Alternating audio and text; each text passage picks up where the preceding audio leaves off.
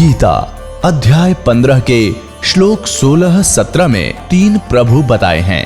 ये 3 प्रभु कौन हैं? किस प्रभु की शरण में जाने के पश्चात जन्म और मरण समाप्त हो सकता है? 3 प्रभुओं में सबसे उत्तम परमात्मा कौन है? कैसा है? उसका क्या नाम है? इन सभी गूढ़ रहस्यों को जानने के लिए अवश्य सुनिए जगत गुरु तत्वदर्शी संत रामपाल जी महाराज के अमृत वचन। बोलो सतगुरुदेव की जय। बंदी छोड़ कबीर परमेश्वर जी की जय। बंदी छोड़ गरीबदास जी महाराज जी की जय। स्वामी रामदेवानंद जी गुरु महाराज जी की जय।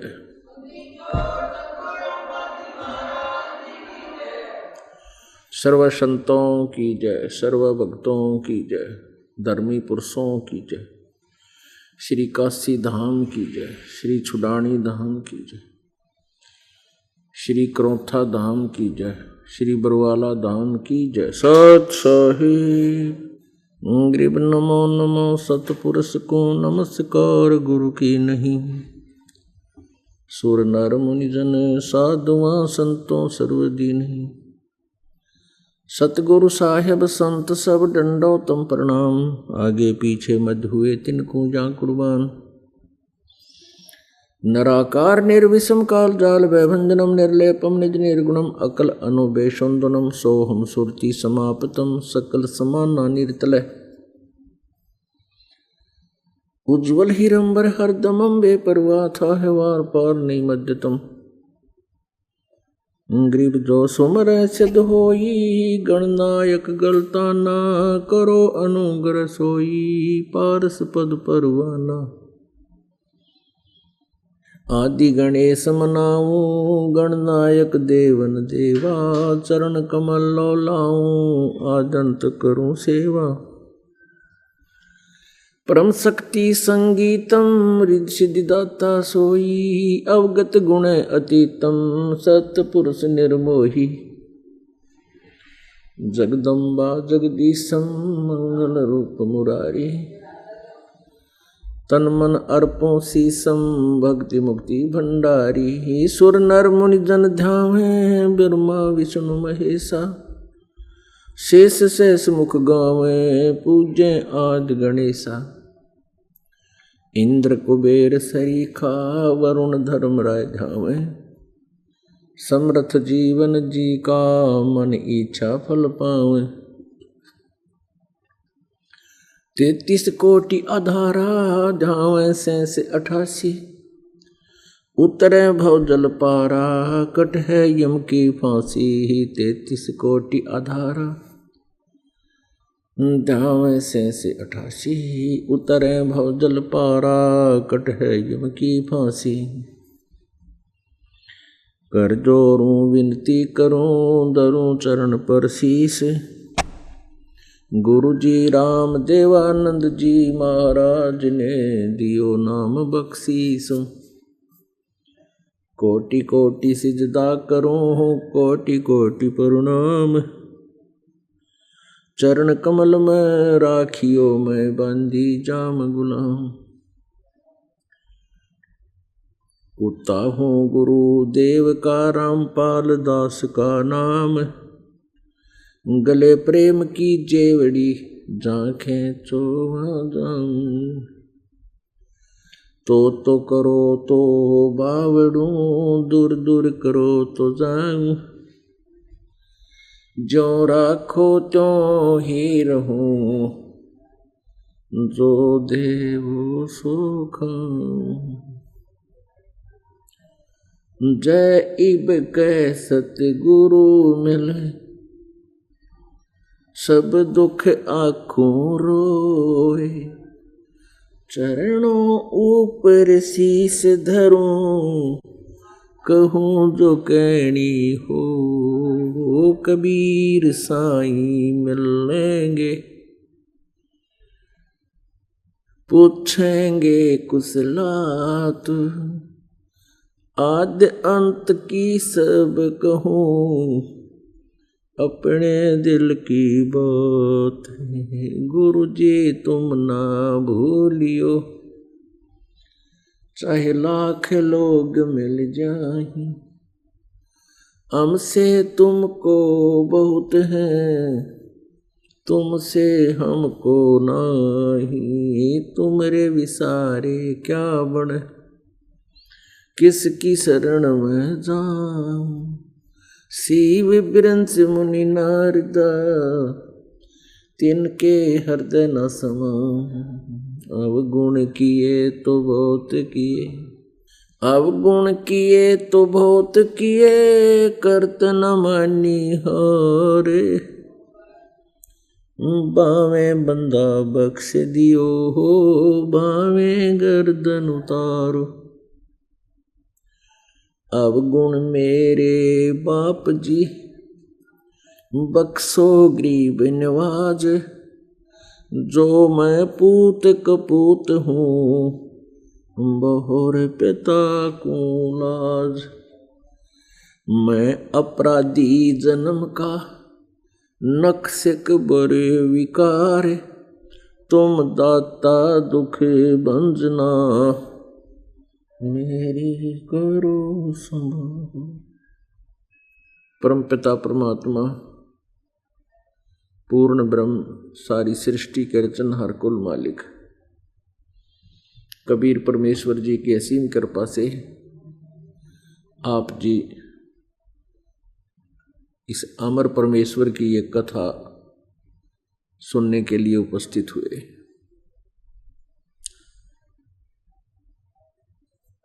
पूर्ण ब्रह्म परमात्मा की जो पुण्य आत्माएं हैं, जो किसी न किसी युग में परमेश्वर के संग इस पृथ्वी पर गुरु शिष्य रूप में रहे हैं, वो पुण्यात्माएं इस सत स्थल पर, इस सतलोक आश्रम में पहुंच रही हैं। आप जी बहुत ही पुण्यात्मा हो जो आप किसी भी कारण से इस परमात्मा के सत्संग में पहुंचते हो, या ये सत्संग आप तक पहुंचता है, कोई सीडी के माध्यम से, किसी टेलीविज़न टीवी चैनल के माध्यम से, या किसी पुस्तक, पवित्र पुस्तक के माध्यम से, तो वो बहुत ही पुण्य आत्माएं हैं। परमात्मा का ये संदेश है, मैसेज है, वो अपनी प्यारी आत्माओं तक पहुंचा रहे हैं, क्योंकि ये वो समय है, ये वो कलयुग, वो समय है कलयुग का, जिसमें सभी आत्माएं परमात्मा को प्राप्त करेंगी। जो परमेश्वर के चरणों में सच्ची भावना से लग जाएंगे, आजीवन मर्यादा निभाएंगे और इस सत्य नाम सार नाम को प्राप्त करके निर्विकार होकर के परमात्मा की भक्ति करेंगे, वो सभी अब मोक्ष प्राप्त कर लेंगे। आप जी का जो पुण्यात्मा सच्ची श्रद्धा से यहाँ लगेंगी और सत्य साधना करते रहेंगे आजीवन अंतिम श्वास तक, तो उनका ये अंतिम जीवन है, ये लास्ट फाइनल गेम है उनका, और वो पार हो जाएंगे। परमात्मा का पाना सबसे आसान है। परमात्मा का विश्वास होना कि ये परमात्मा कौन है, कैसा है, और जो साधना हम कर रहे हैं ये यथार्थ है व नहीं, ये निश्चय होना बड़ा मुश्किल है। और इसके निश्चय कराने के लिए कि कौन परमात्मा है, कहाँ रहता है, उसका प्रमाण क्या है, और जो साधना यहाँ आपको प्रदान की जा रही है, ये साधना सत्य है या नहीं, ये सभी प्रमाण यहाँ आपके समक्ष सदग्रंथों को रूबरू करा के आप जी को इसका प्रमाण दिया जाता है, विश्वास दिलाया जाता है। परमेश्वर का पाना बहुत आसान है। परमेश्वर का पाना कठिन इन अज्ञानियों ने बना रखा था, जो साधना ठीक ना करके डले ढोया करते। डले कैसे ढो रहे थे? जैसे तपस्याएं करते थे, चारों तरफ अग्नि के धुएं लगा लेते थे, या खड़े होकर के तप करते थे, पैर सूज जाते थे, सूजन आ जाती थी, जख्म बन जाते थे, कान पड़ाते थे, घर त्याग जाते थे, बड़ी बड़ी जटा या लटा दाढ़ी बढ़ाते थे, कोई केवल एक कॉपी लंगोट बांध कर ही अवधूत स्थिति में रहता था। तो हम ये सोचा करते थे कि परमात्मा तो ये पा सकते हैं जो इतना संघर्ष कर रहे हैं। जो परमेश्वर के लिए संघर्ष करते हैं वो बहुत ही पुण्यात्मा होती हैं।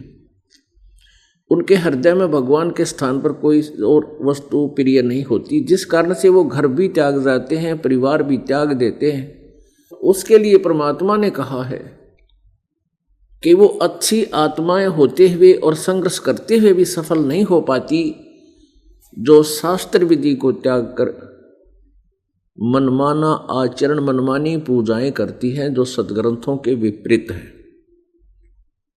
श्रीमद् भगवत गीता अध्याय नंबर 16 के श्लोक नंबर 23 में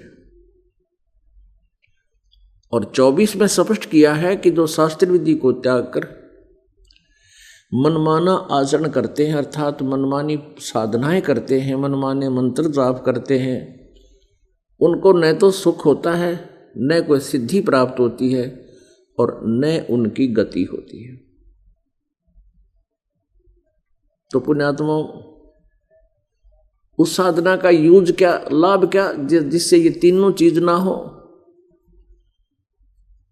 वो करो या ना करो, वो जीवन व्यर्थ है। फिर तुरंत उत्तर दिया है 24वें श्लोक में, श्रीमद् भगवत गीता अध्याय नंबर 16 के श्लोक नंबर 24 में कहा कि इससे अर्जुन तेरे लिए कर्तव्य और अकर्तव्य की व्यवस्था में कौन से भक्ति साधना कौन सी करनी चाहिए, भक्ति क्रम कौन से करने के हैं, कौन से ना करने के, कर्तव्य और अकर्तव्य की व्यवस्था में शास्त्र ही प्रमाण है। अर्थात जो सदग्रंथों में लिखा है वही साधना को सत्य मानना, और किसी की लोकवेद दंत कथा द्वारा बताई गई कोई साधना करते हो, भक्ति करते हो, वो शास्त्र विधि के विपरीत होने से यूजलेस है। तो पुण्यात्माओं, परमात्मा का पाना बहुत आसान है, और ये वो समय आ गया है जिसमें परमेश्वर ने बैन उठा दिया कि कोई भी प्राणी हमारी मर्यादा में रहता हुआ आजीवन ये भक्ति करता रहेगा, उसका मोक्ष निश्चित है। अब पुण्यात्माओं, हम इस काल के लोक में असंख्य युगों से रह रहे हैं, और हम इसी प्रोसीजर में इतने रंगे गए हैं, जन्म और मृत्यु, फिर जन्म हुआ, मनुष्य का जीवन हुआ, संतान की इच्छा, विवाह की इच्छा, फिर रोजगार की इच्छा, फिर संतान हो जाती है। कुछ तो बचपन में मर जाते हैं, कोई युवा होने के उपरांत मृत्यु को प्राप्त हो जाता है। अगर ऐसा नहीं है तो आजीवन भी अगर जीवित रहे और भक्ति ठीक करी नहीं, तो दोनों ही, संतान भी और स्वयं भी, सीधे नरक में जाते हैं। 84 लाख योनियों में, पशु पक्षियों की योनियों में जीवन व्यतीत करते हैं, कष्ट पे कष्ट उठाते हैं। तो हमने इतना ही मान रखा है, जब तक ये ज्ञान नहीं था बेशक हम भक्ति भी करते थे, क्योंकि आत्मा चाहे वो कितना ही दुष्ट टाइप आदमी है वर्तमान में, उसकी आत्मा भी परमात्मा को कभी ना कभी अवश्य याद करती है। और जो अच्छी आत्माएं हैं वो परमात्मा के बिना रह नहीं सकती, क्योंकि आत्मा और परमात्मा का एक विशेष कनेक्शन है। और उसके बीच में इस काल ने परमात्मा और आत्मा के बीच में हमारे ही इतने दुष्कर्म करवा दिए हमसे कि वो एक बहुत बड़ा एक बाधा बन गई, दीवार बन गई, बादल बन गए बीच में। तो उस दीवार को हटाने के लिए परमात्मा और आत्मा के बीच में जो बाधा है वो हमारे पाप कर्म है। और इन पाप कर्मों को हटाने के लिए, नाश करने के लिए ये सत साधना, सतनाम सारनाम की आवश्यकता है। और ये सतनाम सारनाम अभी तक किसी के पास नहीं था, क्योंकि परमात्मा 600 वर्ष पहले आए थे। उन्होंने कोशिश की थी कि कोई सारनाम प्राप्त करने, सतनाम प्राप्त करने योग्य हो जा, उसको सतनाम दो। लेकिन चंद पुण्यात्मा ही इस योग्य हुई थी। वो कौन कौन से थे? आदरणीय धर्मदास साहिब जी, आदरणीय मलुकदास जी, आदरणीय दादू साहिब जी, आदरणीय नानक साहिब जी, आदरणीय गरीबदास साहिब जी, आदरणीय गीसादास साहिब जी और आदरणीय नामदेव साहिब जी, आदरणीय रामानंद साहिब जी। ये पुण्यात्माएं थी जिनको परमात्मा ने सतनाम और सारनाम देकर के मोक्ष अधिकारी बनाया था। अन्य को भी वो दे सकते थे, लेकिन हम विचलित थे। हमें जरा भी कोई कुछ कह देता था कि कबीर साहब परमात्मा नहीं है, ये वेदों और गीता से परिचित नहीं है, ये जो ज्ञान तुम्हें बता रहे हैं वो शास्त्र विरुद्ध बता रहे हैं। ऐसा वो नकली गुरु, झूठे गुरु, ब्राह्मण कोई जाति विशेष से यहाँ लिंक नहीं है। ब्राह्मण सोए जो ब्रह्म पहचाने। ब्राह्मण तो वो होता जो भगवान को पहचान ले, लेकिन बिना पहचाने हुए भी जो नकली अपने आप को ब्राह्मण यानी गुरु कहते हैं, ब्राह्मण का अर्थ गुरु होता है, सर ये कहो, तो वो यही कह करके हमें भगवान से दूर रखा करते थे कि कबीर जी जो तुम्हें ज्ञान दे रहे हैं वो शास्त्र विरुद्ध है, जबकि वो सब शास्त्र प्रमाणित था। आज उसका हमारे समक्ष ये प्रमाण है कि परमात्मा ने 600 वर्ष पहले जो ज्ञान दिया था आज सभी सदग्रंथों में विद्यमान है। तो पुण्यात्माओं, हमारे और परमात्मा के बीच में एक मोटी दीवार बन गई है हमारे पाप कर्मों की। और जो साधनाएं ऋषि महर्षि किया करते थे वो वेदों अनुसार थी। वेदों में केवल एक ओम नाम है। यजुर्वेद अध्याय नंबर 40 के मंत्र नंबर 15 में स्पष्ट किया हुआ है कि भस्मांतम शरीरम वायु अनिलम अथ इदम भस्मांतम शरीरम ओम कर्तु समर किलवे समर और कर्तुम समर। और साथ में वेदों में ये भी प्रमाण है कि अन्य देवी देवताओं की पूजा नहीं करनी, केवल एक परमात्मा एकम, जो जिसके बराबर दूसरा ना हो, अद्वितीय प्रभु, उसकी पूजा करने से, उसकी भक्ति करने से पूर्ण मोक्ष प्राप्त होता है। जिस कारण से ऋषि महर्षियों ने, उन ज्ञानी आत्माओं ने परमात्मा पाने के लिए बहुत प्रयत्न किए। अब उन ऋषि महर्षियों ने वेदों को पढ़ा, जाना, अपने लेवल से उन्होंने यही अपने स्तर से, अपनी बुद्धि से ये निष्कर्ष निकाल लिया कि वेदों में केवल एक परमात्मा की साधना से ही संपूर्ण लाभ लिखा है। और उन्होंने ये भी पढ़ लिया कि वेदों में केवल एक ओम नाम के जाप का विधान है।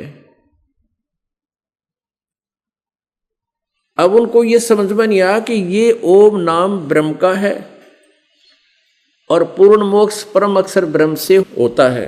उसका कारण क्या रहा कि उनको समझ में क्यों नहीं आया? कहते हैं गुरु बिन काहू न पाया ज्ञान, जो थो था बुस छड़े मूड किसान। गुरु बिन वेद पढ़े जो प्राणी, समझे न सार रहे अज्ञानी। अपने आत्मा परमात्मा पूर्ण ब्रह्म सत्य पुरुष परम अक्षर ब्रह्म कबीर देव जी, कबीर साहब जुलाहा कबीर जो बनारस में धानक रूप में 120 वर्ष लीला करके सह शरीर आए थे, सह शरीर चले गए थे। वो हमें उसी समय 600 वर्ष पहले ये अमृतवाणी, ये अनमोल खजाना लिपिबद्ध करवा के गए थे, जो आज हमें प्राप्त है और हमारे मोक्ष का आधार है।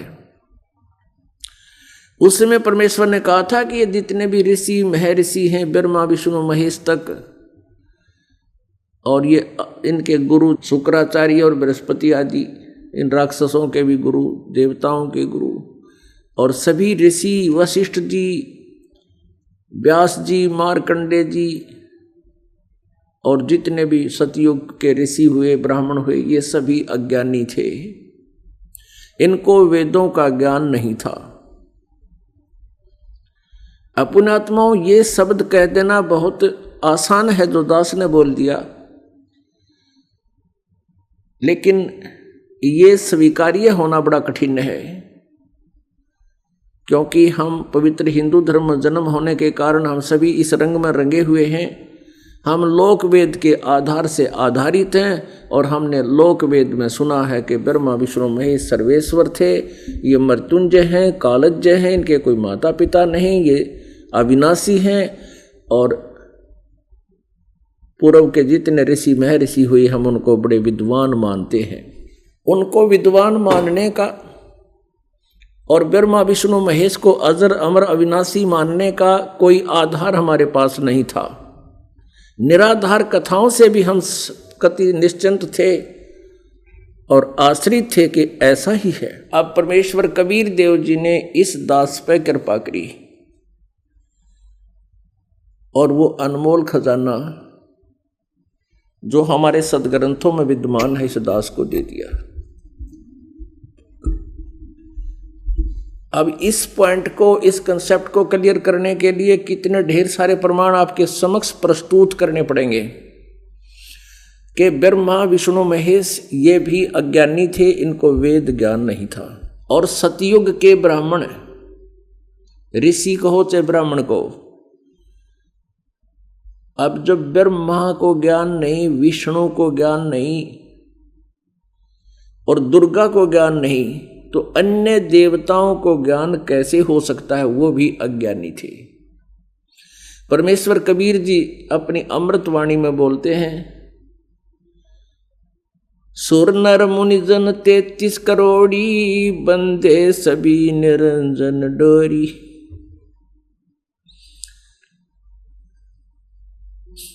कि सुर नर मुनि जन, सुर माने देवता, नर माने जो भक्ति में लग रहे मनुष्य, और मुनि जी, मुनि ये देवता, सुर नर मुनिजन मननशील व्यक्ति जो ऋषि समझो। सुर नर मुनिजन 33 करोड़ी, ये 33 करोड़ देवता भी, और बंदे सभी निरंजन डोरी, काल के ही जाल में फंसे हुए हैं। इनको यथार्थ ज्ञान नहीं है, मोक्ष मार्ग इनके पास नहीं है। अब इस कंसेप्ट को क्लियर करने के लिए देखिएगा पवित्र देवी भागवत अर्थात देवी पुराण, जिसमें इन सब महापुरुषों की जीवनी लिखी है। गीता प्रेस गोरखपुर से प्रकाशित है। हनुमान प्रसाद पोदार चिमनलाल गोस्वामी इसके संपादक हैं। प्रकाशक एवं मुद्रक हैं गीता प्रेस गोरखपुर, गोविंद भवन कार्यालय कोलकाता का संस्थान। ये इनके फोन और फैक्स नंबर है। इसके देखिएगा प्रथम स्कंद में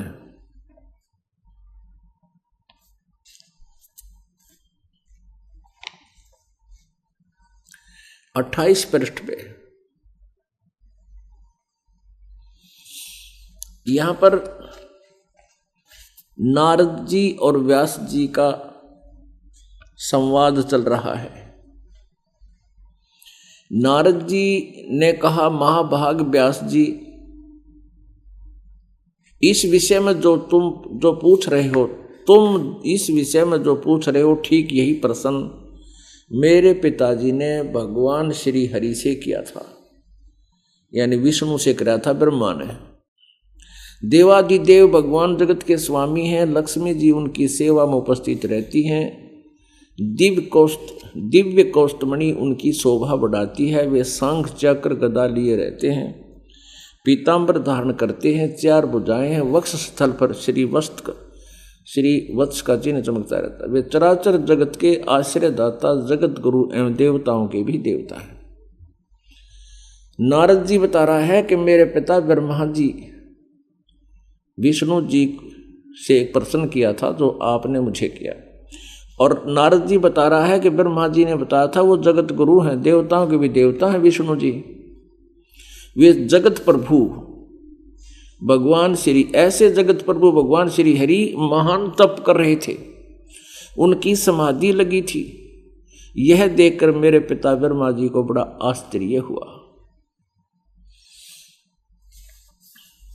अतः उन्होंने उनसे जानने की इच्छा प्रकट की। ब्रह्मा जी ने पूछा, प्रभु तुम देवताओं के अध्यक्ष, जगत के स्वामी और भूत भविष्य एवं वर्तमान सभी जीवों के एकमात्र शासक हैं। ब्रह्मा जी विष्णु जी को कितनी उपमा दे रहे हैं, ये अज्ञानता ही तो है। जगत गुरु, देवताओं के भी अध्यक्ष, फिर आप क्यों तपस्या कर रहे हैं? भगवान ब्रह्मा ने कहा, हे विष्णु जी आप तो सबके मालिक हैं, आप फिर क्यों तपस्या कर रहे हैं? और किस देवता की आराधना में ध्यान मग्न है?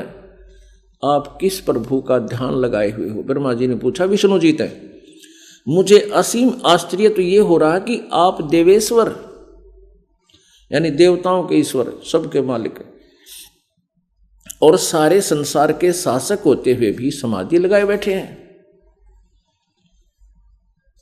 ब्रह्मा जी के विनीत वचन सुनकर भगवान श्री हरि उनसे कहने लगे, ब्रह्मन सावधान होकर सुनो, मैं अपने मन का विचार व्यक्त करता हूं। देवता, दानव, मानव सब यही जानते हैं कि तुम सृष्टि करते हो, मैं पालन करता हूं और शंकर संहार किया करते हैं, किंतु फिर भी वेद के पारगामी पुरुष अपनी युक्ति से यह सिद्ध करते हैं कि रचने, पालने और संहार करने की यह योग्यता जो हमें मिली है, इसकी अधिष्ठात्री शक्ति देवी है। वे कहते हैं कि संसार की सृष्टि करने के लिए तुम में राजसी शक्ति का संचार हुआ है, मुझे सात्विक शक्ति मिली है। इसी सिद्ध हो रहा है कि रजगुण ब्रह्मा है और सतगुण विष्णु, और रुद्र तमगुण है। रुद्र में तामसी शक्ति का आविर्भाव हुआ है। उस शक्ति के अभाव में तुम इस संसार की सृष्टि नहीं कर सकते, मैं पालन करने में सफल नहीं हो सकता, और रुद्र से संहार कार्य होना भी संभव नहीं। ब्रह्मा जी, हम सभी उस शक्ति के सहारे ही अपने कार्य में सदा सफल होते आए हैं। सुवर्त, प्रत्यक्ष और परोक्ष दोनों उदाहरण में तुम्हारे सामने रखता। सुनो, यह निश्चित है कि उस शक्ति के अधीन होकर मैं प्रलय काल में इस शेषनाग की सैया पर सोता और सृष्टि करने के अवसर पर आते ही जाग जाता हूँ। मैं सदा तप करने में लगा रहता हूँ, उस शक्ति के शासन से कभी मुक्त नहीं रह सकता। कभी अवसर मिला तो लक्ष्मी के साथ सुखपूर्वक समय बिताने का सौभाग्य प्राप्त होता है। मैं कभी तो दानों के साथ युद्ध करता रहता हूँ।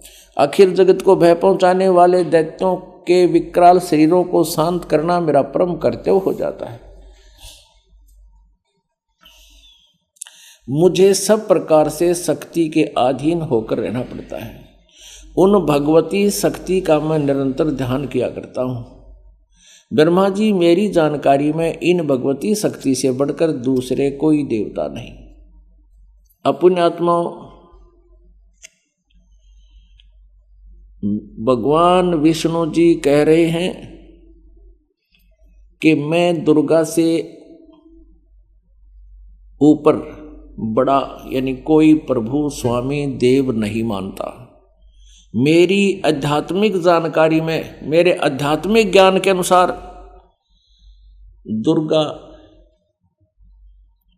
ये कंप्लीट गॉड है, पूर्ण परमात्मा मानता है, श्री विष्णु जी कह रहे हैं। अपुण्यात्माओं, ब्रह्मा जी, नारद और Vyas ji is the writer of 18 Purana, Veda and Gita. चारों वेदों का और 18 पुराणों का और श्रीमद् भगवत गीता इन सभी सदग्रंथों का व्यास जी ही राइटर है, लेखक है, ये वक्ता नहीं है।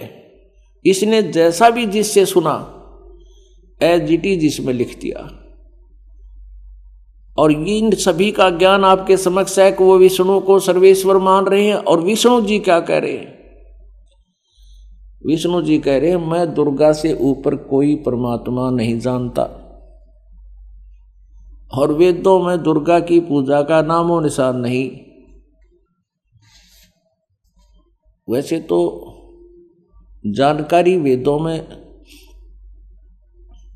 सभी शक्तियों की होती है, लेकिन फाइनल जो किया जाता है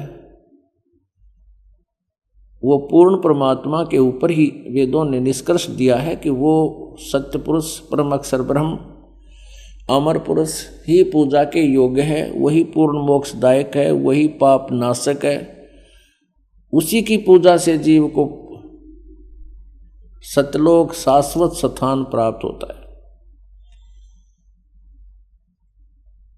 अब विष्णु जी तो कह रहे हैं दुर्गा से ऊपर कोई प्रभु नहीं, और दुर्गा कह रही है सभी और पूजाएं त्याग के अपनी पूजा को भी छोड़ने के लिए कहती है, और फिर कहती है कि सब बातों को त्याग कर केवल एक ओम नाम जाप करो। और वो कह तो ये रही है कि तुम अक्षर ब्रह्म को प्राप्त कर जाओगे। अक्षर ब्रह्म ने अविनाशी परमात्मा। और फिर घुमा फिरा कर लास्ट में कहती है ओम का जाप करो, ब्रह्म प्राप्ति होगी, वो ब्रह्म लोक में रहता है। तो पुण्यात्माओं, परमात्मा की ये वाणी ऐसे सिद्ध होगी, सत्य सिद्ध होगी कि गुरु बिन काहू न पाया ज्ञान, जो थो था बुस छड़े मूड किसान। गुरु बिन वेद पढ़े जो प्राणी, समझे न सार रहे अज्ञानी। गुरु बिन जो वेद पढ़ते रहे उसका सार माने निष्कर्ष यथार्थ रूप में नहीं समझ सके, और वो अज्ञानी रहे। अब विष्णु जी ने तो फाइनल कर दिया कि मैं दुर्गा से ऊपर कोई भगवान नहीं मानता, कोई देवता स्वामी मैं नहीं मानता, ना जानता। मेरी जानकारी में भगवती शक्ति से बढ़कर दूसरे कोई देवता नहीं। अब दुर्गा जी क्या कहती है, पढ़िए 562 पृष्ठ पे। ये देखिए 7वां स्कंद प्रश्न नंबर 562, और यहां से दुर्गा देवी द्वारा हिमालय को ज्ञानोपदेश और ब्रह्म स्वरूप का वर्णन। अब श्री देवी जी पहले कहने लगी पर्वतराज, ये पहले तो अपने विषय में बता रही है, फिर कहती है नहीं, अब उस ब्रह्म का क्या स्वरूप है ये बतलाया जाता है, जो प्रकाश रूप सबके अत्यंत समीप में स्थित हृदय रूप गुहा में स्थित होने के कारण गुहाचर नाम से प्रसिद्ध है। प्रसिद्ध और महान पद अर्थात परम प्राप्य है। अब देखना, ध्यान से पढ़ना पुण्यात्मा, वह समस्त प्रजा के ज्ञान से परे है, अर्थात किसी की बुद्धि में आने वाला नहीं है, यह तुम जानो। जो परम प्रकाश रूप है, जो सूक्ष्म से भी अत्यंत सूक्ष्म है, जिसमें संपूर्ण लोक और उन लोकों में निवास करने वाले प्राणी स्थित है, यह अक्षर ब्रह्म है। अब ध्यान से देखना, यहां तो दुर्गा जी अक्षर ब्रह्म को डिफाइन कर रही है। वही सबके प्राण है, वही सबकी वाणी है, वही सबके मन है, वह यह परम सत्य और अमृत अविनाशी तत्व है। तत्व अमृत अविनाशी तत्व है। सौम्य, उस वेदने योग्य लक्ष्य का तुम वेदन करो, मन लगाकर उसमें तन्मय हो जाओ। अब यहाँ तो परम अक्षर ब्रह्म की बता रही है अविनाशी परमात्मा को। आगे क्या कहती, सौम्य, उपनिषदों में कथित महान अस्त्र रूप धनुष लेकर उस पर उपासना द्वारा तीक्ष्ण किया हुआ बाण संधान करो, और फिर भावानुगत चित्त के द्वारा उस बाण को खींचकर उस अक्षर रूप ब्रह्म को ही लक्ष्य बनाकर वेधन करो। अक्षर रूप ब्रह्म यानी अक्षर माने अविनाशी होता है वैसे तो, लेकिन ये अक्षर पुरुष अक्षर ब्रह्म वास्तव में परब्रह्म की तरफ संकेत है इसका। और फिर क्या कहती है, परवण ओम धनुष है, यानी ओम तो जाप का मंत्र है ये प्रणव, और जीवात्मा बाण है, और ब्रह्म को उसका लक्ष्य कहा जाता है। ये बागी ब्रह्म का ऊपर है, या अक्षर ब्रह्म और ये ब्रह्म। अब कहती है ओम जाप करो, ये महिमा तो अविनाशी परमात्मा की सुना रही है और आखिर में मंत्र और इस ब्रह्म का बता रही है। ये सारे न्यो विचलित हैं अभी तक, देखना। एकमात्र उस एकमात्र परमात्मा को ही जाने, दूसरी सब बातों को छोड़ दे। अपनी साधना को भी परित्यज करने के लिए, परित्याग करने के लिए दुर्गा कह रही है केवल उस एकमात्र परमात्मा को जाने, दूसरी सब पूजाओं को, बातों को छोड़ दे। यही अमृत रूप परमात्मा के पास पहुंचाने वाला पुल है। संसार समुद्र से पार होकर अमृत स्वरूप परमात्मा को प्राप्त कराने का यही सुलभ साधन है।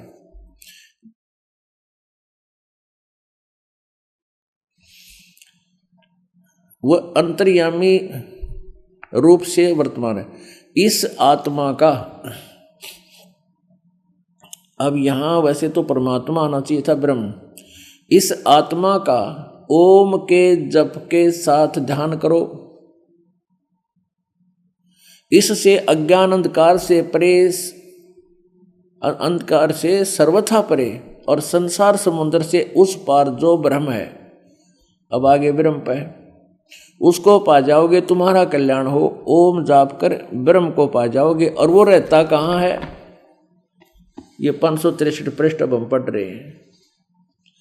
वह यह सबका आत्मा ब्रह्म, ब्रह्मलोक रूप दिव्य आकाश में स्थित है। अपने आत्माओं, अब दुर्गा के ज्ञान का अंत आ गया। ये ब्रह्म से ऊपर कुछ नहीं जानती, और कदे अक्षर ब्रह्म कह रही है, कहीं पर ये ब्रह्म को, ब्रह्म का जाप करने को, और ओम नाम इसके ये फाइनल बता रही है।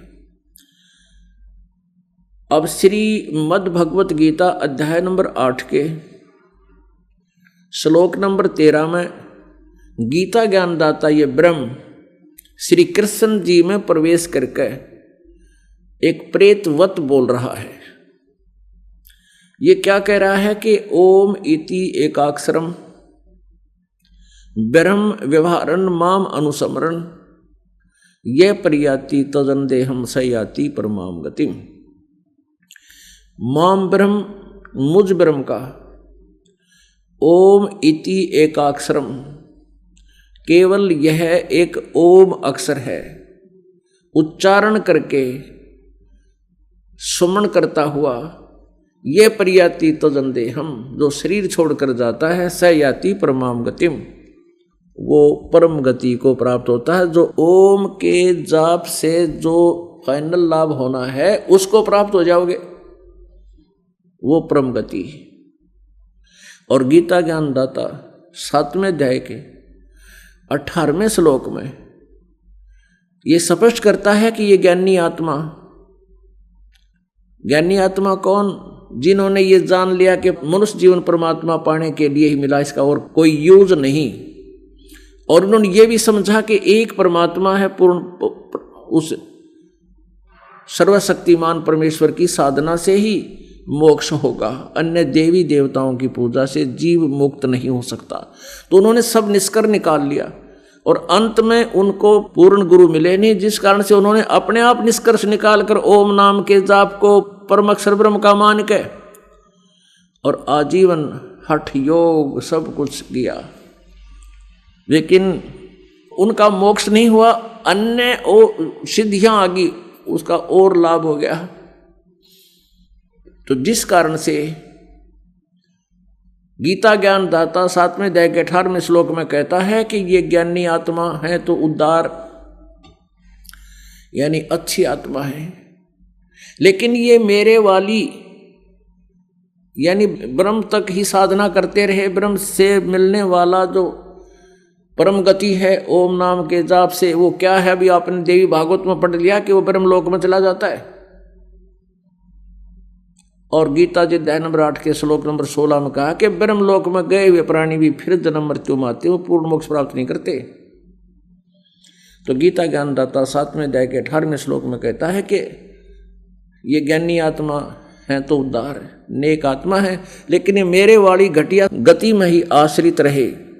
तो पुण्यात्माओं, अब गीता ज्ञानदाता ब्रह्म श्री कृष्ण में प्रवेश करके बोल रहा है कि मेरा तो केवल एक ओम नाम है, और जो इसकी साधना करता है वह अंतिम श्वास तक साधना करता है तो मेरे वाली गति को प्राप्त करता है, ब्रह्मलोक में चला जाता है। और ब्रह्मलोक में गए हुए प्राणी भी फिर पुनर्वृत्ति में हैं, जन्म मृत्यु में आते हैं, पूर्ण मोक्ष प्राप्त नहीं करते।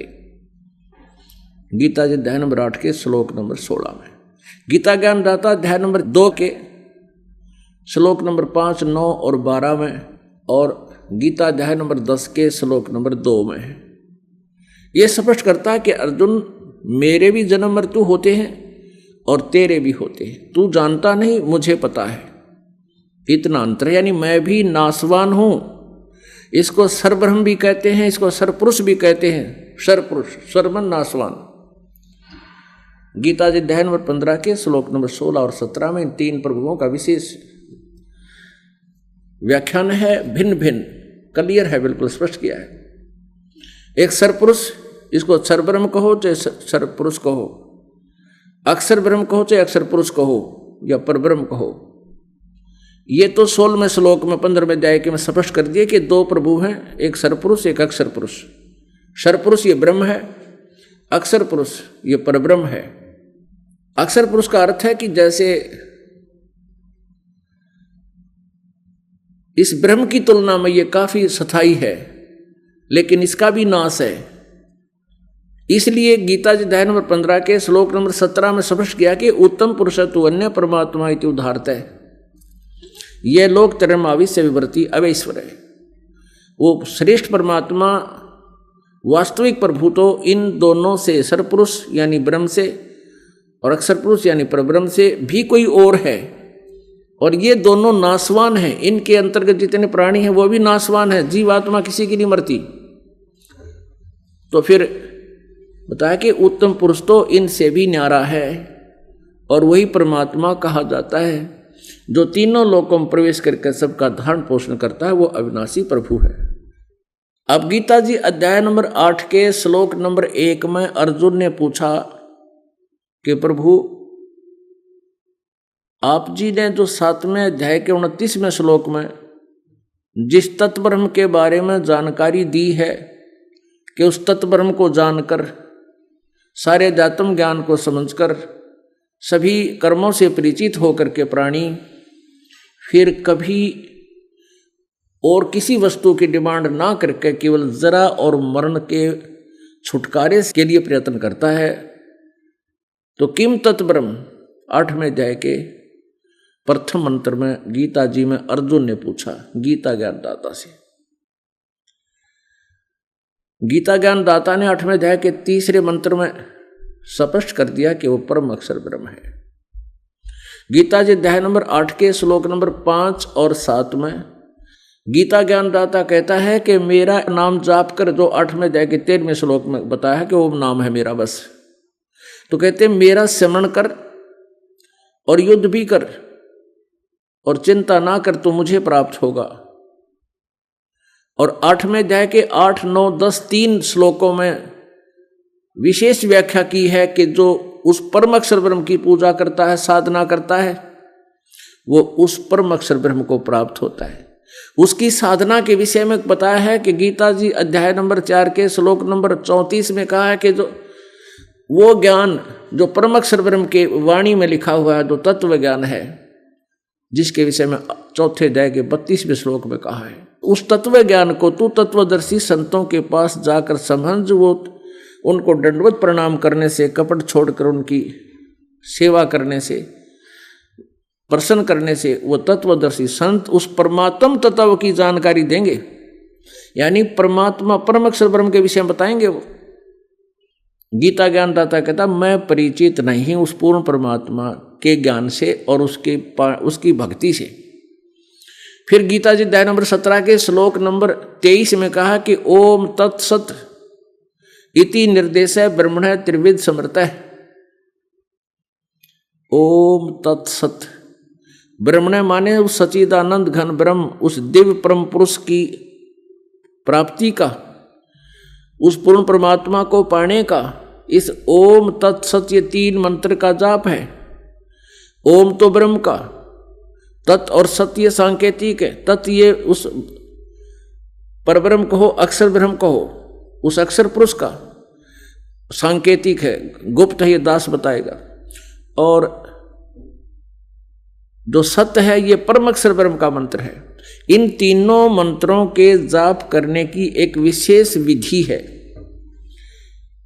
तो उसके विषय में गीता ज्ञान दाता ने ऑप्शन छोड़ दिया कि उस तत्वदर्शी संत के पास जाकर और उस पूर्ण परमात्मा के पाने का मार्ग प्राप्त करके, गीता जी में 8वें अध्याय के 8, 9, 10 श्लोक में फिर स्पष्ट किया है कि उस परम अक्षर ब्रह्म यानी उस परम दिव्य पुरुष परमात्मा की जो साधना परमेश्वर की भक्ति करते हैं, उस भक्ति के बल से यानी भक्ति की कमाई से, भक्ति की साधना की शक्ति से उस परम दिव्य पुरुष को ही प्राप्त होता, उसके पास चला जाता है। तो पुण्यात्माओं, इससे सिद्ध हुआ गीता जी अध्याय नंबर 15 के श्लोक नंबर 1 से लेकर 4 में स्पष्ट किया है कि तत्वदर्शी संत कैसा होगा, जो उल्टे लटके हुए संसार रूपी वृक्ष के सभी पार्ट्स बता देगा, सभी भाग बता देगा। जैसे तना कौन प्रभु है और डार कौन प्रभु है, शाखा कौन है और पत्ते क्या है। स वेदवित, वो वेद के जानने वाला है, वेद के तात्पर्य को जानता है, वो तत्वदर्शी संत है। तो परमेश्वर स्वयं आए थे तत्वदर्शी संत की भूमिका करने के लिए, जो वेद प्रमाण देते हैं कि वो परमात्मा स्वयं ही अपने उस तीसरे मुक्ति धाम अमर लोक से चलकर सत्य धाम से धाम से चलकर आता है गति करके, और यहाँ पुण्य आत्माओं, अच्छी आत्माओं को आकर मिलता है और वही यथार्थ ज्ञान प्रचार करता है, वही सत्य ज्ञान देता है। तो परमेश्वर ने 600 वर्ष पहले वो लीला की थी जो वेद बता रहे हैं, जो भगवान के गुण है, भगवान ऐसा ही किया करता है। उसमें परमेश्वर कबीर देव जी ने, कबीर भगवान ने बताई थी कि अक्षर पुरुष एक पेड़ है, निरंजन वा की डार, निरंजन क्षर पुरुष को कहते हैं यानी काल को, ब्रह्म को, और तीनों देवा शाखा हैं ये पात रूप संसार। और जमीन के नीचे जो गुप्त है, प्रोक्ष है, जो पूर्ण परमात्मा यानी मूल, उस वृक्ष की मूल जड़ वो स्वयं पूर्ण परमात्मा कबीर देव है। वो परम अक्षर ब्रह्म तो जड़ है, मूल है। और जमीन से, पृथ्वी से बाहर जो नजर आता है वो मोटा तना, वो अक्षर ब्रह्म समझो, वो अक्षर पुरुष समझो, परब्रह्म समझो। और आगे चल के उसके शाखा निकलती है, एक मोटी डार, शाखा नहीं डार, वो ज्योति निरंजन यानी सरपुरुष समझो। और उस डार के फिर शाखा है 3, ये इसके पुत्र हैं, रजगुण ब्रह्मा, सतगुण विष्णु, उत्तम गुण शिव जी। अक्षर पुरुष एक पेड़ है, निरंजन वा की डार, और तीनों देवा शाखा है ये पात रूप संसार। तो गीता जी अध्याय नंबर 15 के श्लोक नंबर 1 से 4 में स्पष्ट किया है कि जब तत्वदर्शी संत तुझे मिल जावे, इस अज्ञान रूपी पेड़ को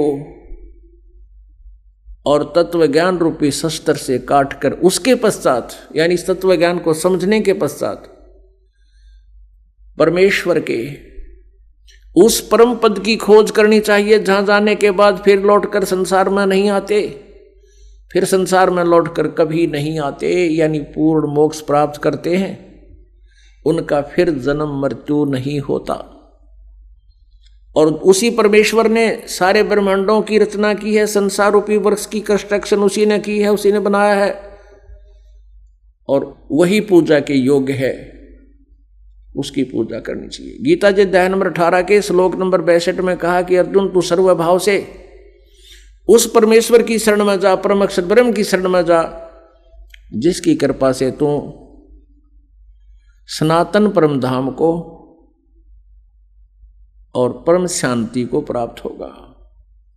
अपने बारे बता रहा है कि मेरी साधना करेगा तो युद्ध भी करना पड़ेगा, यहां शांति नाम की चीज नहीं। और यदि तुझे परम शांति चाहिए, जहां पर ये झंझट ना हो, आपस के युद्ध ना हो, तो उस परमेश्वर की शरण में जा, जहां जाने से तुझे परम शांति और सनातन परम धाम की प्राप्ति होगी। यानी सतलोक, सत्य माने सदा रहने वाला, शाश्वत माने सदा रहने वाला, स्थान माने लोक, स्थान, धाम, कुछ भी को। तो गीता जी में 18वें अध्याय के 62वें श्लोक में कहा कि वो शाश्वतम स्थानम, वो सतलोक को, सनातन परम धाम को तू प्राप्त होगा। अपने आत्माओं, अब आप जी को इतना कंसेप्ट तो क्लियर हो गया, आध्यात्मिक ज्ञान ना वेदों का, ब्रह्मा को, ना विष्णु को, ना शिव को, ना नारद जी को, ना व्यास जी को, और ना दुर्गा को,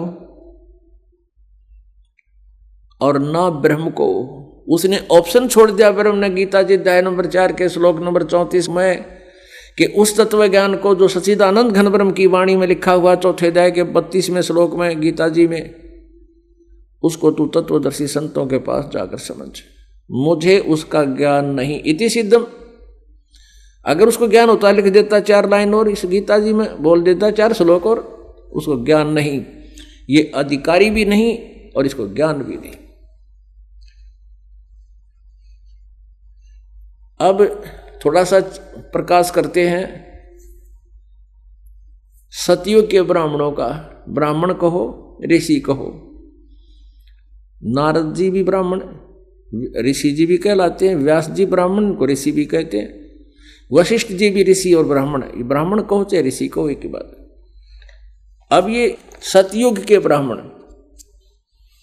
व्यास जी कह रहे हैं, व्यास जी की भी सतह आपके सामने होगी, देखिएगा। श्रीमद् देवी भागवत यानी देवी पुराण, गीता प्रेस गोरखपुर से प्रकाशित है। इसके अनुवादकर्ता कौन है? हनुमान प्रसाद पोदार चिमनलाल गोस्वामी। और ये देखिएगा कहाँ से प्रकाशित है, गीता प्रेस गोरखपुर, गोविंद भवन कार्यालय, कोलकाता का संस्थान। इनके फैक्स और फोन नंबर है, ये देखिएगा। 6ठा स्कंद 414 पृष्ठ पे। जन्मेजय ने पूछा व्यास जी से, महाभाग किस युग में कैसा धर्म का स्वरूप है, इस संपूर्ण विषय को विशेष रूप से बताने की कृपा कीजिए। व्यास जी बोले, राजन, यह निश्चय है कि सतयुग में ब्राह्मण वेद के पूर्ण विद्वान थे। उनके द्वारा निरंतर भगवती जगदम्बा की आराधना होती थी। भगवती का दर्शन करने के लिए उनका मन सदा ललायित रहता था। प्रत्येक गांव में शक्ति मंदिर का उद्घाटन हो, इस विषय की उनके मन में बड़ी उत्सुकता थी। अच्छा, अब ये मंदिरों का लठीनन गढ़वा रखा, सतयुग तो प्रयत्नशील है ये इन ब्राह्मणों ने। अब देखो पुण्यात्मा, व्यास जी के अकल का ठिकाना आपके सामने है, कितनी अकल थी। नो कह है कि सतयुग के ब्राह्मण, यह निश्चय है कि सतयुग के ब्राह्मण यानी ऋषि वेद के पूर्ण विद्वान थे और वह दुर्गा की पूजा करते थे, नथिंग एल्स।